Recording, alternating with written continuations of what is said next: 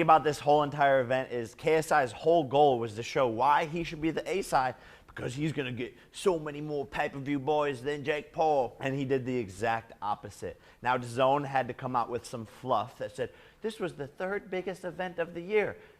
If you read the fine print, it says by views. They posted all of the fights the next day on YouTube and counted those as a part of the views of the event. So they put it up for free. People didn't even have to buy this event to see the fight. And that's what made it the third most viewed event of the year. Now, we have a little birdie inside of the fight community who tells us all about everyone's pay-per-view buys. And there's a reason why they said it was the third most viewed event of the year, and they didn't mention the pay-per-view buys at all. Well, because they're dog shit. And KSI's whole goal is to prove why he's the A side against me.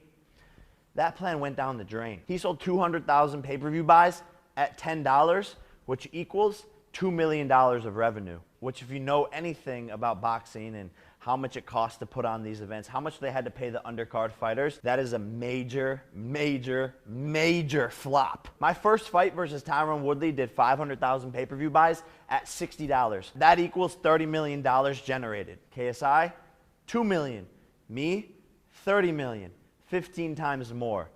KSI, I've always said it, you could be the A side for your ego. Obviously you have an ego issue. I don't give a fuck about being the A side, but we all know who the real A side is. I just want to knock you the fuck out.